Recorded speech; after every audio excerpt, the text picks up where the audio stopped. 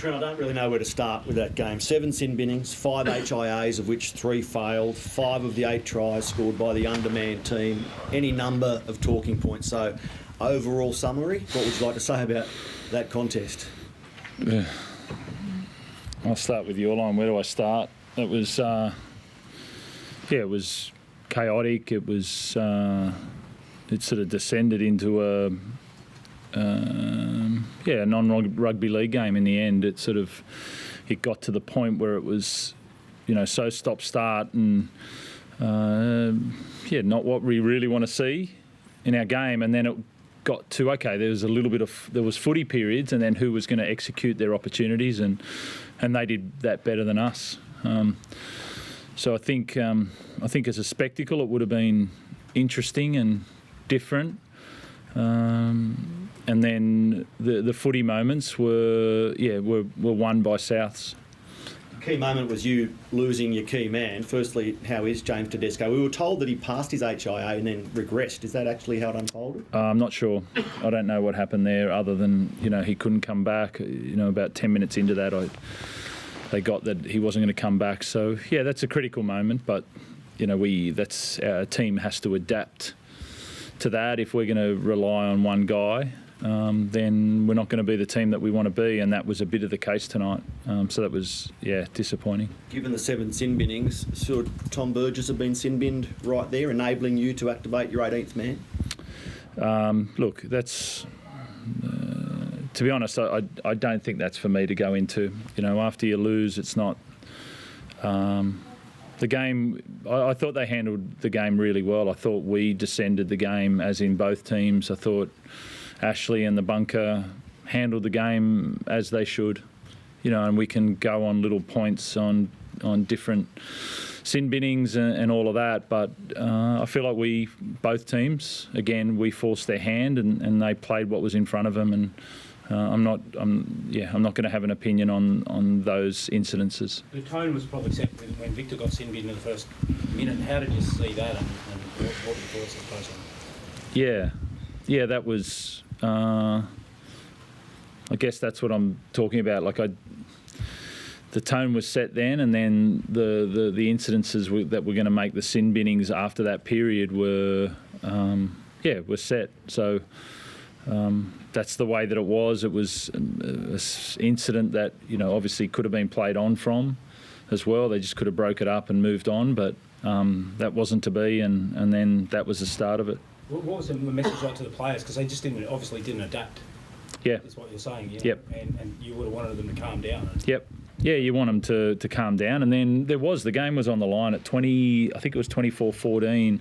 The game was right there. It was 20 minutes to go. There was so much time. I think it was 12-11, and then it was 13-12, and that was the time for us to execute. It was time for us to get back in tune with how we wanted to play, and we didn't. And we missed those opportunities, and then they took it to 30-14, and the game was over. Luke, can you talk us through how it was, what happened when you were playing against 11 men? Because theory is the team with more players should be running in points, but we saw the opposite today. Yeah, I think we had 12 when they had 11, both times. I think.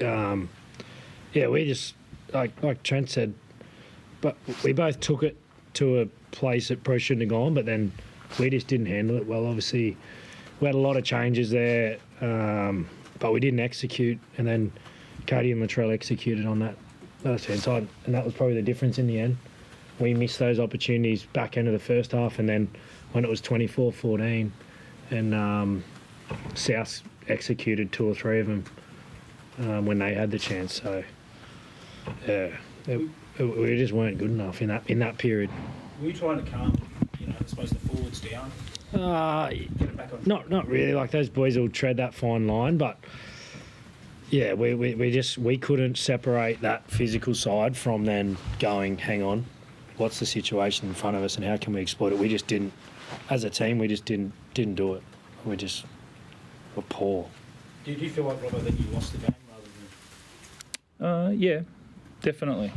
I feel like, as I said, Teddy going off and having that change, we had Kevy on the bench, which ended up being a really important one for us. And then Toops gets injured before half time, and then Connor goes out, and then you get the sin binnings, and you've got to move around that. And then they had the same ones with HIAs and sin binnings, and then I guess the key keeping the spine in order was an advantage there, which they did really well, and Walker and Trell were awesome when they needed to be. And so just the management of that, you don't get to practice those games very often. And yeah, I feel like we definitely had our opportunities. So we lost the game, both through not controlling the physicality or the overcompensation for that physicality, and then also how to execute. And then they also won the game, because when it came to their points to do that, they did. Robert, it felt as the more players were penalised or binned, the more players became aware of if they stayed down or if the game stopped, there would be an opportunity there for penalties. Do you see that? Do you see it as a problem today? And do you see it as a problem for the rest of the finals? Are you saying on the Roosters side that in general in the game, like a lot of players? Are you saying that the Roosters? No, I'm just saying. Lied down there, Mick? No, the game in general, it felt as though we went up. Like a lot of those sin binnings were referees getting instruction from the bunker. They weren't actual called in the play. Yeah, sure, but I'm asking you, are you saying that the Roosters lied down for penalties in that game? In general, because I honestly can't remember all of them because there was that many, but it I'll felt just as though say we that went upstairs a lot. They didn't lie down for any penalties. So, I'd take umbrage to the suggestion that we lied down for penalties, because we didn't. In the game, though, with Souths at all? No, I don't have an opinion on theirs. I don't. I have an opinion on us, and that we won't do it. It's not going to happen. So you can feel I'm passionate about that, and that won't happen. And I'd ask you to have a look and say which ones, where did we do that? So just don't say in general, because that didn't happen from our end. Trent, how confident were you about Tupou getting through the game? Was it a risk playing today a little bit, or just given you had lucky a few outside backs, you just need to play him today? In hindsight, or in? Or just before the game? Yeah. Obviously, I didn't expect that to happen. Otherwise, we wouldn't have played him. I felt like he trained really well this week, and I didn't go back and have a look at what happened. But obviously, that was an error on our part in the end. If you've got a winger that can't play 80 minutes. We did have the other winger there to cover, so that was insurance there. But, we didn't expect a couple of those guys to go down either. Thanks, guys. Thanks.